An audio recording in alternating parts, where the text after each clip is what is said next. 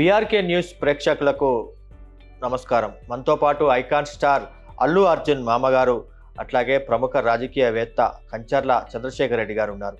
నమస్కారం సార్. నమస్తే వాసు గారు. చూస్తూ ఉన్నాం మేము మీ రాజకీయ ప్రస్థానాన్ని, మీ రాజకీయ జీవితాన్ని. మీరు రాజకీయాల్లోకి రావాలనే ఇంట్రెస్ట్ ఎందుకు వచ్చింది సార్? వాసు గారు, నేను గ్రామీణ ప్రాంతంకి వెళ్ళి వచ్చినవాడిని. నేను ఏదో హైదరాబాద్లో ఇప్పుడున్నా కూడా, బట్ నా ఎడ్యుకేషన్, నా యొక్క జన్మస్థలం అంతా గ్రామీణ ప్రాంతం. గ్రామీణ ప్రాంతాలు ఏ విధంగా ఉన్నాయి, వాళ్ళకున్న కష్టము అది తెలుసుకొని రాజకీయాలు అనేది నీతివంతమైన రాజకీయాలు వచ్చినప్పుడే పల్లెలు బాగుపడతాయనే ఉద్దేశంతో నేను పాలిటిక్స్ రావడం జరిగింది. అంటే మీరు ఏ రాజకీయ పార్టీ నుంచి మీ రాజకీయ ప్రస్థానం? నా ప్రస్థానము నా కాలేజ్ డేస్ నుంచే స్టార్ట్ అయింది. మేము యూత్ కాంగ్రెస్లో ఉండి, అప్పుడు కాంగ్రెస్ పార్టీకి యూత్ కాంగ్రెస్ కాలేజీలలో యూత్ను మోటివేట్ చేస్తాము, వాళ్ళు చదువుకోవాలి, ఎగ్జామ్స్ ఏ విధంగా రాయాలా, ఎంప్లాయ్మెంట్కి ఏ విధంగా ప్రిపేర్ కావాలా అనే ఇవన్నీ కార్యక్రమాలు అప్పుడు మేము చేస్తున్నాం. కాంగ్రెస్ పార్టీలో మీరు ఏ పోస్టులు, మీకు ఏ పోస్టులు వచ్చాయి, మీరు ఎట్లా పనిచేశారు? అంటే ఎక్కువ 2003, 2002 నుంచి కాంగ్రెస్ ప్రతి కార్యక్రమంలో నేను పార్టిసిపేట్ చేసిన. దాంట్లో నేను గ్రామ శాఖ నుంచి మొదలు పెడితే కాంగ్రెస్ ఎగ్జిక్యూటివ్ కమిటీ మెంబర్ దాకా నేను ఉన్నాను. కాంగ్రెస్ ఎగ్జిక్యూటివ్ కమిటీ మెంబర్ అంటే ఈక్వల్ టు జనరల్ సెక్రటరీ. అదేవిధంగా నేను ఒక Khammam district as a party ఇన్ఛార్జిగా కూడా నేను 2.5 సంవత్సరాలు నేను ఖమ్మం డిస్టిక్ ఇన్ఛార్జిగా కూడా నేను పనిచేశాను. మేము విన్నాము కాంగ్రెస్ పార్టీ ఎన్నికల ఇన్ఛార్జిగా, అట్లాగే పార్టీ ఇన్ఛార్జిగా మీరు ఖమ్మం డిస్టిక్లో పనిచేశారు. ఖమ్మం డిస్టిక్లో కాంగ్రెస్ పార్టీ చాలా బలంగా ఉంది. అంటే ఆ బలోపేతానికి మీరు ఏ రకాల చర్యలు తీసుకున్నారు? మీరు అన్నట్టు కాంగ్రెస్ పార్టీ ఖమ్మంలో బలము ఉన్నది, అదేవిధంగా తెలుగుదేశం కూడా చాలా బలంగా ఉన్నది, కమ్యూనిస్ట్ సిపిఎం పార్టీ కూడా చాలా బలంగా ఉన్నది. ఇదంతా ఖమ్మంలో డిఫరెంట్ పార్టీలు, డిఫరెంట్ గ్రూప్స్ ఎక్కువగా ఉన్నాయి కాబట్టి వాళ్ళని కోఆర్డినేషన్ చేసే కార్యక్రమాన్ని అప్పుడు మా పార్టీ అధ్యక్షుడు రాజశేఖర్ రెడ్డి గారు సీఎం, బొత్స సత్యనారాయణ గారు అప్పుడు పిసిసి ప్రెసిడెంట్. సో నాకు కాంగ్రెస్ నుంచి నువ్వు చంద్రశేఖర్ రెడ్డి, నీవు ఖమ్మం డిస్టిక్ ఇన్ఛార్జిగా ఉండి నీవు ఒక కోఆర్డినేషన్ చేయాలని చెప్పాడు. నేను ఆ సమయంలో నాకు బాగా గుర్తుంది, అప్పటి వరకు మండల్ ఇవన్నీ శాఖలు లేవు కాంగ్రెస్లో. చాలా రోజుల నుంచి, ఒక 6-7 ఇయర్స్ నుంచి మార్పులు జరగలేదు. నా హయాంలో నేను ప్రతి మండల్ నుంచి కూడా కొత్తగా కాంగ్రెస్ వాళ్ళను అంటే ఎన్నుకోవటము, ఎలక్షన్లు, పార్టీ ఎలక్షన్ చేయడం అంతా జరిగింది. కోఆర్డినేషన్ చేసిన జరిగింది. అప్పుడు మీకు తెలుసు, ఖమ్మంలో హేమాహేమీలు ఉన్నారు అక్కడ లీడర్షిప్లో. రేణుకా చౌదరి గారు, అప్పుడు వెంకటరెడ్డి గారు మినిస్టర్ ఉండే, సంబాని చంద్రశేఖర్ మినిస్టర్గా ఉండే, ఇప్పుడు ఈ విధంగా వనమా వెంకటేశ్వరరావు అప్పుడు డిస్టిక్ ప్రెసిడెంట్ ఆయన ఖమ్మంలో. సో ఇలాంటి పెద్ద లీడర్లు అందరూ ఉన్నప్పుడు కూడా నేను ఖమ్మం వాళ్ళందరి యొక్క సహకారంతో, అందరి కోఆర్డినేషన్, బట్టి గారు అప్పుడు డిప్యూటీ స్పీకర్ ఆయన, వారు కూడా ఖమ్మం నుంచే కదా. సో వీళ్ళందరినీ కూడా నేను వారందరితో కలిసి పార్టీని ముందుకు తీసుకుపోయేదానికి నేను ప్రయత్నం చేశాను అన్నమాట. అంటే మీరు ఖమ్మం డిస్టిక్ పార్టీ మీకు ఆర్గనైజ్ చేయమని బాధ్యతలు ఇచ్చింది, కానీ మీరు మీ నేటివ్ ప్లేస్ నల్గొండ డిస్టిక్. మరి నల్గొండ డిస్టిక్లో ఈ రాజకీయాలు, ఎన్నికలు వచ్చినప్పుడు ఈ సీటు కావాలి, ఇది కావాలని ఎప్పుడు అడగలేదా మీరు?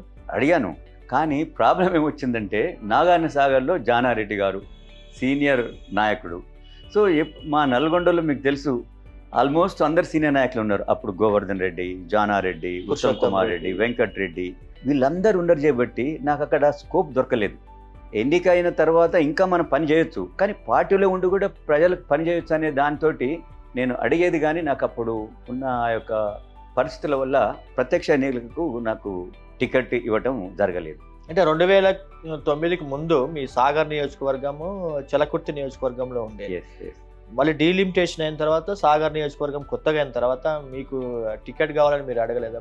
నేను మిర్యాలు కూడా ఎప్పుడు తెలుగుదేశం ఉన్నా ఒక్కోసారి కమ్యూనిస్టులకు ఇచ్చేది, కాంగ్రెస్ కూడా ఎలియన్స్లో కమ్యూనిస్టులకు ఇచ్చేది.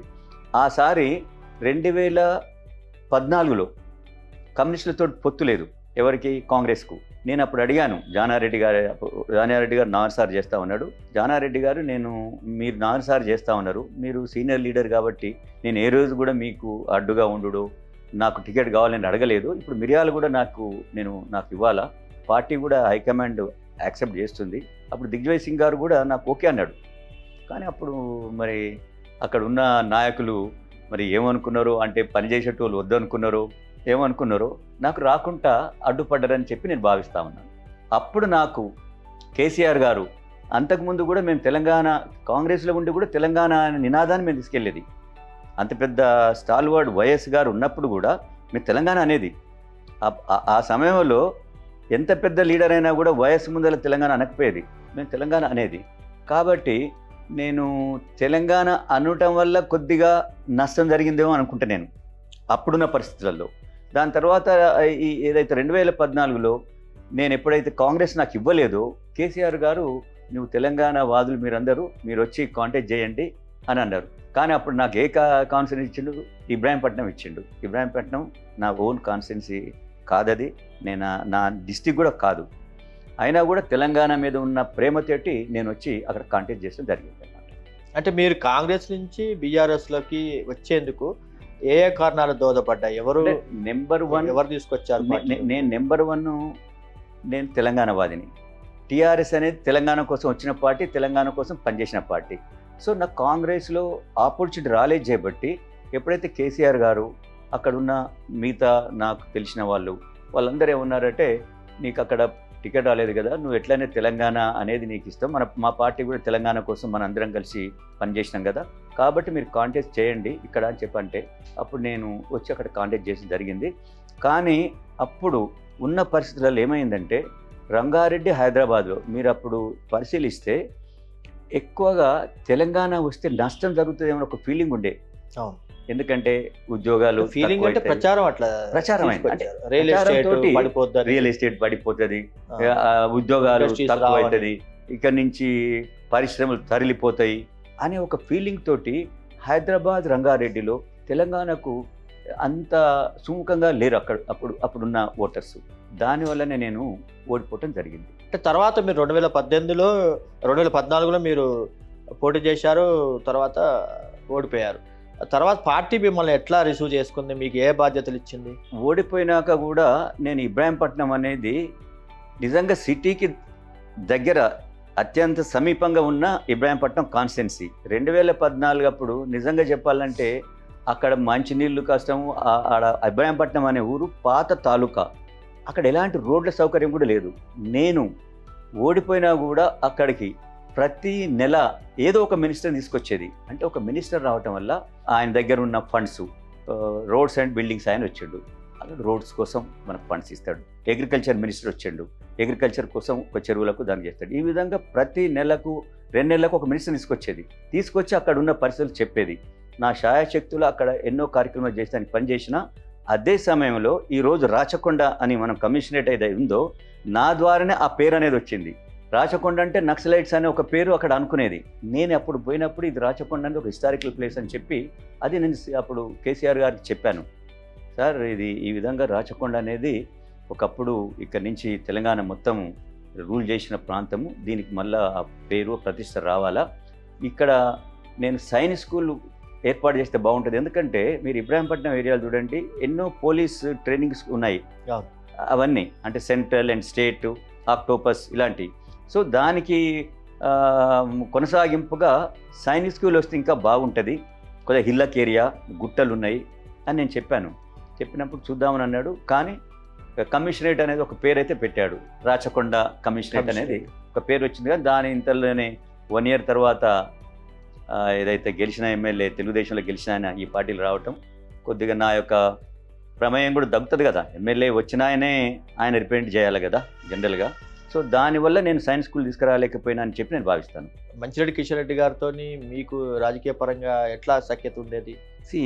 వాసు గారు, నాకు రియల్గా చెప్పాలంటే ఒకే పార్టీలు ఉన్నప్పుడు పార్టీ కోసం నేను పనిచేస్తాను. మనుషులకు సరే నాకుంటుంది, అరే నాకు వచ్చిండు, నా యొక్క ఆపర్చునిటీ పోయిందని. కానీ ఏ రోజు కూడా పార్టీకి నేను ద్రోహం చేయలేదు. ఆయన 2018లో ఆయనకు టికెట్ ఇచ్చారు. నేను అప్పుడు అడిగాను మరి నేను ఎటు పోవాలని చెప్పి. అప్పుడు ఏమన్నారంటే లేదు, వచ్చిన వాళ్లకు మేము ఇస్తామని వాళ్ళని తీసుకొచ్చినాము, నీకు డెఫినెట్ ఏ విధంగా నేను అకామిడేట్ చేస్తాము, మీరు పనిచేయాలంటే నేను ఆయనకు నా వల్ల ఒక్క ఓటు కూడా ఆయనకు ఎగనెస్ట్గా పడకుంటే నేను పనిచేశాను. కాబట్టి యాజ్ ఏ పొలిటికల్గా పార్టీ వైజు నేను ఆయనకి ఇంత కూడా నేను పార్టీకి ద్రోహం చేయలేదు. అది ఎవరిని అడిగినా మీరు ఇబ్రాహీంపట్నంలో ఏ లీడర్ని అడిగినా, కాంగ్రెస్ కానీ కమ్యూనిస్ట్ కానీ ఈవెన్ ఆ క్యాండిడేట్ కూడా అడగండి. ఎవరైనా చెప్తే శేఖర్ రెడ్డి వల్ల మా పార్టీకి నష్టం వచ్చిందంటే నేను శిక్షకైనా నేను అది. మరి 2018లో మీకు టికెట్ ఇవ్వలేదు, మరి అప్పుడు ఏం అష్యూరెన్స్ ఇచ్చారు పార్టీ మీకు? నాకు నీకు డెఫినెట్ ఎమ్మెల్సీ ఇస్తామని అన్నారు, నీకు రేపు వచ్చే ఎంపీ ఎలక్షన్లలో నీకు ఎంపీ టికెట్ ఇస్తామన్నారు. సో నేను అనుకున్నా ఓకే, ఇప్పుడు ఎప్పుడైనా పార్టీ పెద్దలు చెప్పినప్పుడు నమ్ముతాం కదా మనము. సో నేను అనుకున్నా డెఫినెట్ ఏదో ఒకటి నాకు ఇస్తారని చెప్పాను. ఎందుకంటే నేను సిన్సియర్గా పనిచేసిన, కాంగ్రెస్లో ఉన్నప్పుడు నేను సిన్సియర్గా పార్టీ కోసం చేసేది. ఇచ్చిన ఏ కార్యక్రమం కూడా, తెలంగాణ రాష్ట్ర సమితిలో కూడా వారు ఏ కార్యక్రమం ఇచ్చినా కూడా, ఇప్పుడు ఏది హరితహారం అనేది ఇలాంటి కార్యక్రమాలు ఏ కార్యక్రమం ఇచ్చినా కూడా నేను ప్రతి నిత్యము ప్రజలతోటి ఏ ప్రభుత్వం కార్యక్రమాలు ఏది ఉంటే అది ఆ కార్యక్రమాన్ని ప్రజల దగ్గర తీసుకుపోయి ప్రభుత్వం చేసే ఏదైతే సంక్షేమ పథకాలు ఉన్నాయో అవన్నీ కూడా ప్రజలకు అందేటట్టు, ఏమైనా చిన్న చిన్న వారికి అందకున్నా ఏదైనా ప్రాబ్లమ్స్ ఉన్నా వాటిని సరి చేయటము. ఆ విధంగా నేను అఫీషియల్ తోటి కూడా నాకు ఎలాంటి చిన్న అభిప్రాయ భేదం కూడా ఉండకపోయేది. ఎందుకంటే ప్రజల కోసం పనిచేస్తున్నాం, నా కోసం నేను పనిచేయకపోయేది. నేను నా గురించి ఒక సింగిల్ అంటారు కదా, ఏది ఒక చిన్న పైసా బెనిఫిట్ అయ్యేదాన్ని కూడా నేను చేయలేదు. ఎందుకంటే పాలిటిక్స్లో ఉన్నప్పుడు మనము మన కోసం మన సొంతంగా పనిచేసుకోవాలి, కానీ పాలిటిక్స్ని అడ్డం పెట్టుకొని సొంతంగా లాభపడాలి అనే ఉద్దేశం ఉన్న రాజకీయ నాయకుని కాదు నేను.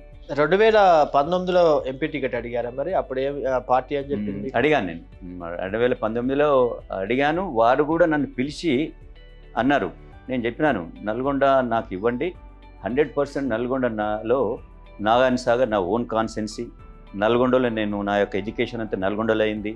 నేను కోదాడులో నేను గోడౌన్స్ కట్టా ఒక 15 years బ్యాక్.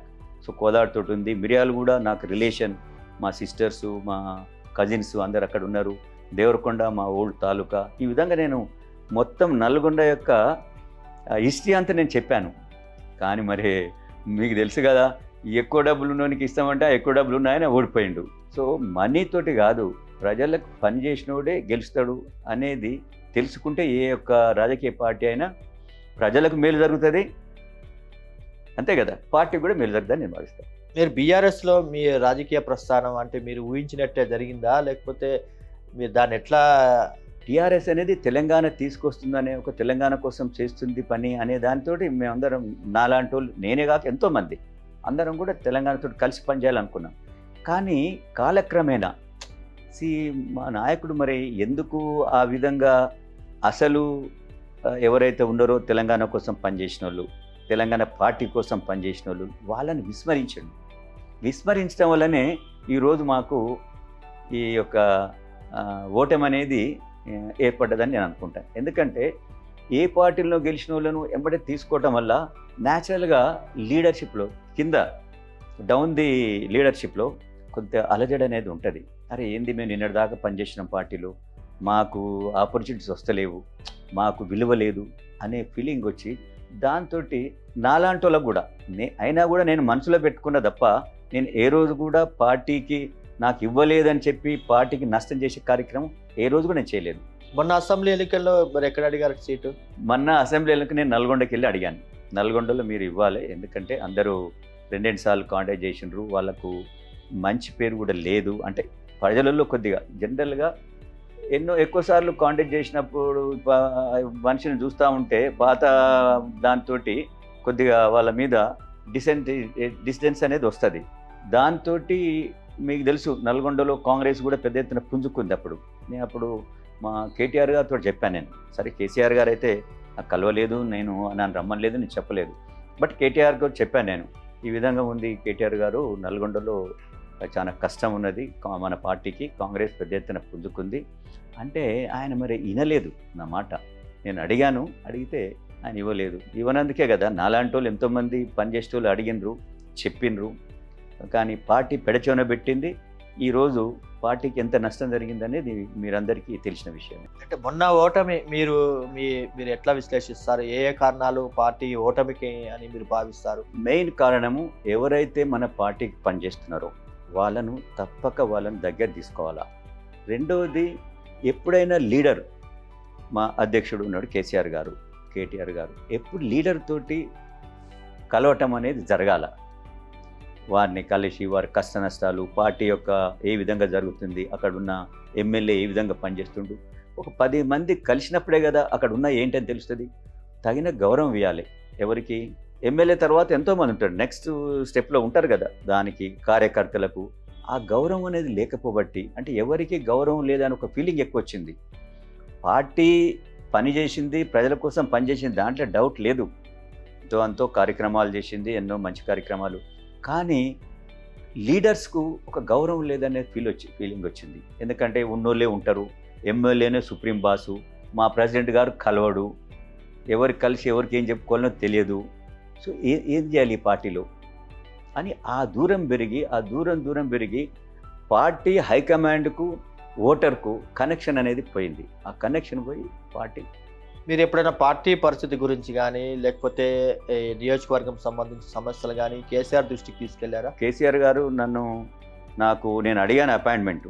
మీకు తెలుసు అక్కడ ఎవరు ఉంటారు, ఎంపీ ఉంటాడు, Rajya Sabha MP. Is a not చిన్న పొజిషన్ కాదు. ఎన్నోసార్లు నేను సంతోష్ గారిని అడిగా, నాకు అపాయింట్మెంట్ ఇవ్వండి, ఉన్న పార్టీ పరిస్థితులు మీకు చెప్తాను, నా పరిస్థితి కూడా చెప్తాను, because I'm in the party. నేను 10 yearsకి వెళ్ళి పార్టీలో ఉన్నా. అంటే ఏ రోజు కూడా, అంటే ఆయన బయట కలిసినప్పుడేమో చాలా నాకు ఎంతో మర్యాద ఇచ్చినట్టు మాట్లాడేది, కానీ టెలిఫోన్ చేసినప్పుడు ఏ ఒక్క రోజు కూడా నా టెలిఫోన్కి ఆయన ఆన్సర్ చేయలేదు. నేను మెసేజ్ ఇస్తే ఆన్సర్ చేయలేదు, నేను టెలిఫోన్ చేస్తే కూడా నా టెలిఫోన్ లిఫ్ట్ చేయలేదు. అదే నేను కాంగ్రెస్లో ఉన్నప్పుడు నేను సీఎం తోటి మాట్లాడేది.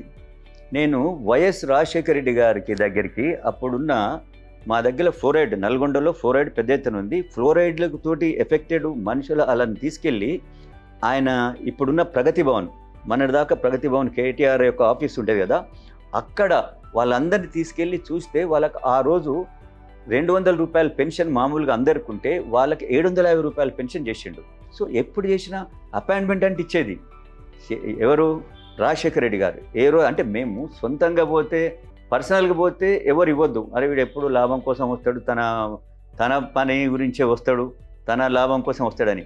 ప్రజల కోసం వచ్చినప్పుడు నువ్వు చూడాలా ఈ యొక్క లీడర్ ఎలాంటోడు, ఎందుకోసం వస్తాడు, ప్రజలకు మేలు కోసం వస్తాడా, పర్సనల్ పని కోసం వస్తాడా, గ్రహించి అది మా యొక్క అధ్యక్షునికి చెప్పాలి, కేసీఆర్ గారు చెప్పాలి. ఆ సంతోష్ అనేటాన్ని చెప్పకుంటే కేసీఆర్కు మాకు ఆ యొక్క బంధం అనేది దూరం అయింది. బంధం అనేది లేదు. దానికి కారణం ఎవరంటే కేసీఆర్ గారు ఎంబట్టి చుట్టూ ఉండేటోళ్ళే, వాళ్ళు చెప్పాలా. అక్కడ నష్టం జరిగింది. మరి ఆయన ఎంపీ, రాజ్యసభ ఎంపీ అనేటోడు ఎంతమంది కలవాలంటే రోజు ఎవరన్నా కలిశాడా? దీని ద్వారానే పెద్ద ఎత్తున ఈరోజు ఎమ్మెల్యేలు ఉన్నారు మన నియోజకవర్గంలో. ఏ లీడర్ కన్నా కలిసేదా?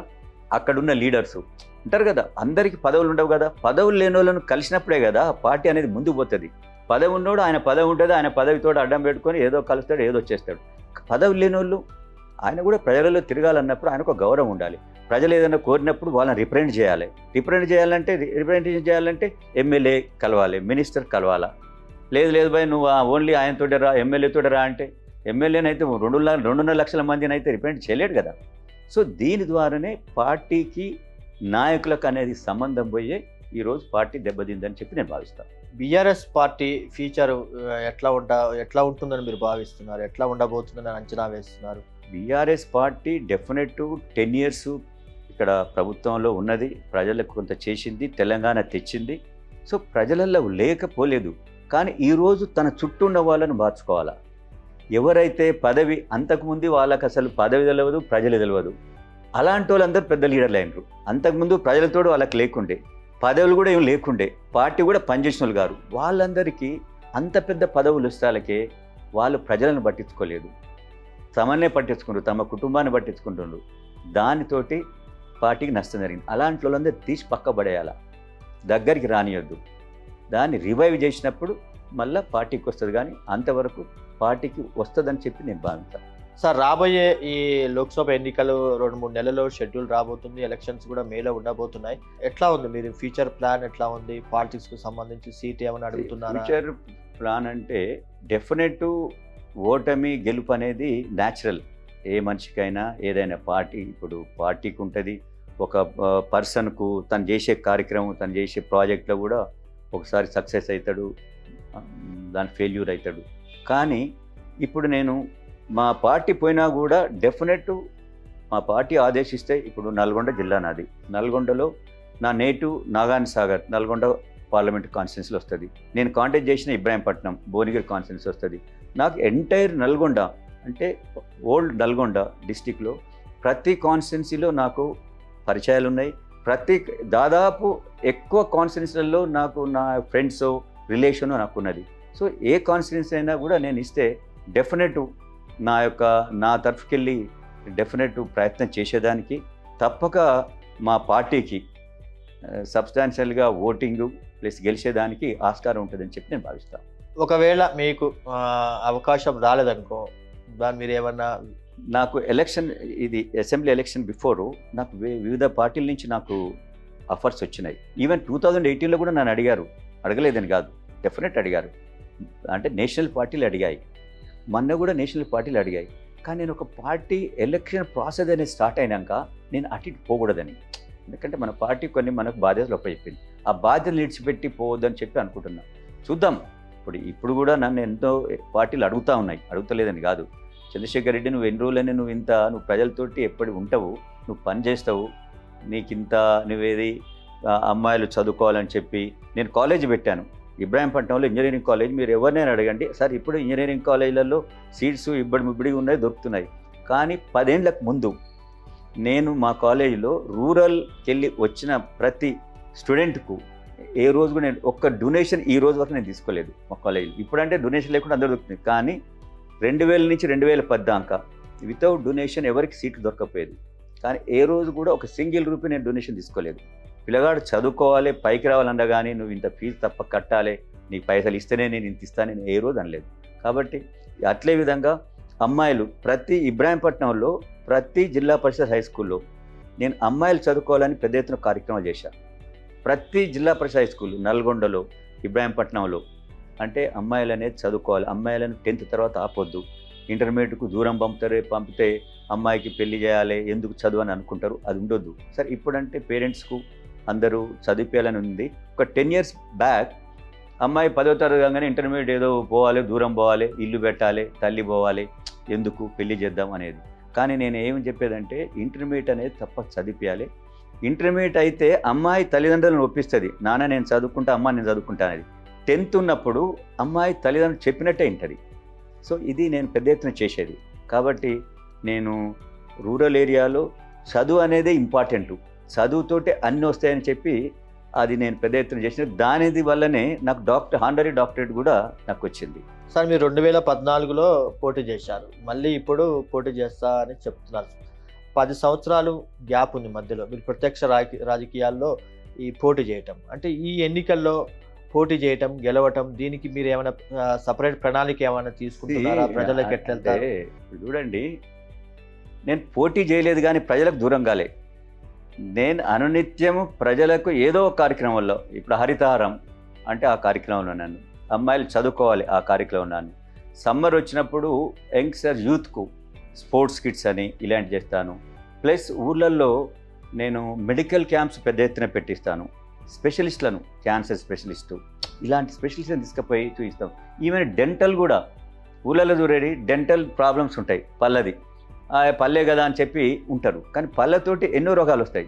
సో నేను Osmania medical college dental hospital నుంచి డాక్టర్లు, ప్రైవేట్ డెంటల్ కాలేజ్ నుంచి డెంటల్ వాళ్ళకు అంటారు, అరే పళ్ళ కూడా చూపెడతా, ఇది ముఖ్యము అంటే ఇలా పెద్ద ఎత్తున మెడికల్ క్యాంప్స్ కూడా నేను చేస్తాను. కాబట్టి నేను ప్రతినిత్యం ఏదో ఒక కార్యక్రమం చేస్తూనే ఉంటాను. కాబట్టి ప్రజలు దూరం కాలే, పార్టీలే నాకు టికెట్ ఇవ్వలేదు మా పార్టీ తప్ప, ప్రజలతోటి నేను ఎప్పుడు దూరం కాలేదు, ప్రజలతోటి కలిసి ఉన్నాను. కాబట్టి వాళ్ళే తప్పక మీరు కాంటాక్ట్ చేయాలి అని చెప్పి అంటా ఉన్నారు. చూద్దాం, మా పార్టీ కూడా డెఫినెట్ నాకు ఇస్తుంది. నాలాంటి వాళ్ళను పోగొట్టుకుంటే ఇక ముందు ఇంకా పార్టీకి చాలా కష్టమైతే అని చెప్పి, నేనే కాదు నాలాంటి వాళ్ళు ఎంతోమంది ఉన్నారు, వాళ్ళందరినీ చూసి వాళ్ళందరినీ పిలుచుకొని వాళ్ళను ఏదో విధంగా వాళ్ళకు తగినంత న్యాయం జరపకుంటే పార్టీ ముందు కూడా రివైవ్ అయ్యేదానికి చాలా కష్టమని నేను భావిస్తాను. పార్టీ ఓడిపోయి చాలా క్లిష్ట పరిస్థితిలో ఉంది. పార్లమెంటు సీట్ అంటే చాలామంది నేతలు భయపడి పోటీకి దూరంగా ఉంటున్నట్లుగా మనం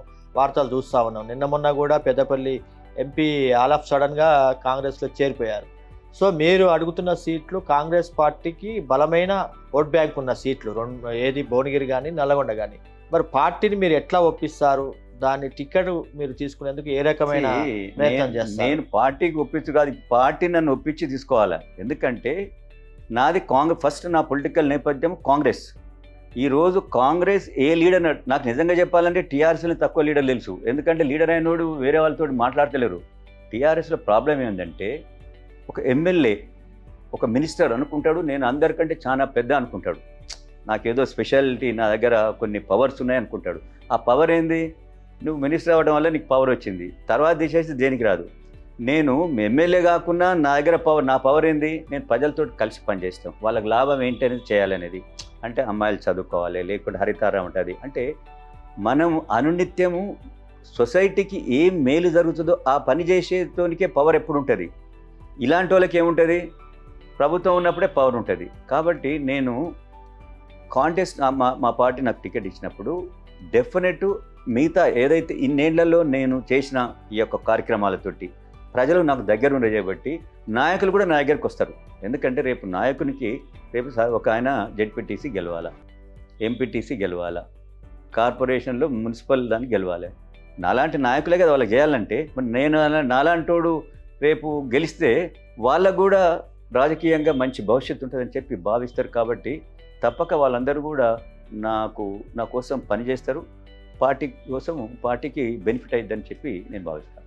థ్యాంక్ యూ సార్, మీ విలువైన రాజకీయ అనుభవాలు బీఆర్కే న్యూస్తో పంచుకునేందుకు. ఇది చంద్రశేఖర్ రెడ్డి గారితో interview. Please keep watching BRK news.